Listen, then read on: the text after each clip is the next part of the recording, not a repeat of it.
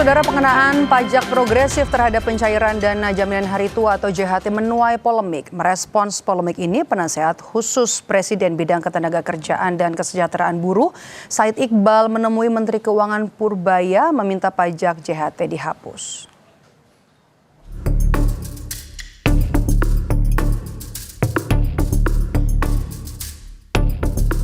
Di tengah situasi ekonomi yang fluktuatif dan gelombang PHK yang mengintai, kelas pekerja menengah dihadapkan pada kenyataan dana jaminan hari tua dikenakan pajak.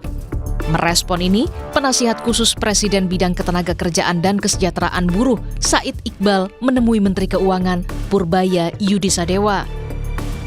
Said Iqbal minta aturan pencairan JHT kena pajak dihapus. Aturan ini dinilai sudah tidak relevan dengan kondisi saat ini. PP nomor 68 2009 itu kan 0 sampai 50 juta rupiah JHT-nya nggak kena pajak, 0%. 50 juta rupiah ke atas pajaknya 5%. Nah, kami bilang itu kan tahun 2009, udah 17 tahun yang lalu.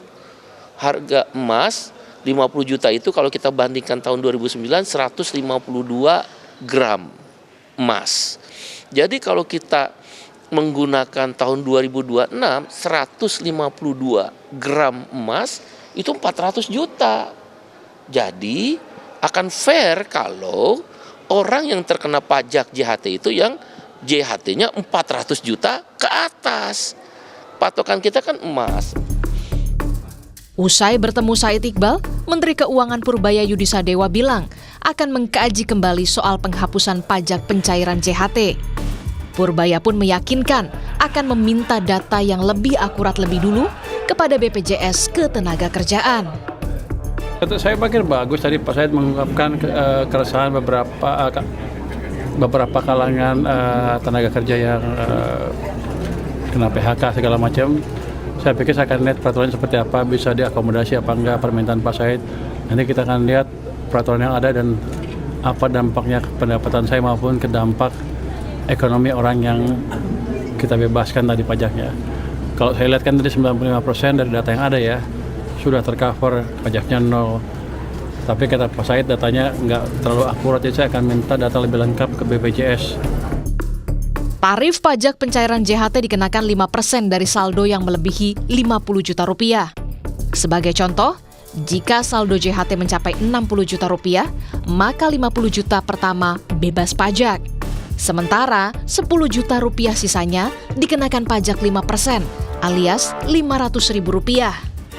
Lantas, bagaimana respon pekerja soal aturan jaminan hari tua dikenakan pajak? Sudah kena pajak tapi kena pajak lagi, berarti kan 2 kali lipat ya. Jadi ya seharusnya nggak perlu seperti itu sih. Harusnya sih nggak kena pajak ya. Karena itu kan uang kita ya, dana pensiun ya. Jadi harusnya ya seutuhnya punya kita gitu. Nggak adil lah kalau dipotong pajak.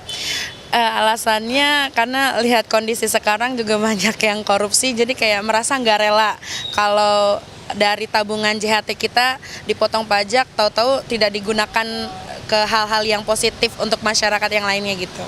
Kayak kurang bijak sih Mbak, soalnya kan dari JHT-nya udah dipotong, kalau nanti pas mau diambil dipotong lagi tuh kayak terlalu meras masyarakat.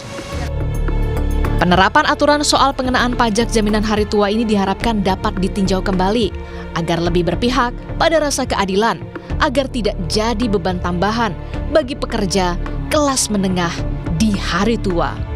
Tim Liputan, Kompas TV.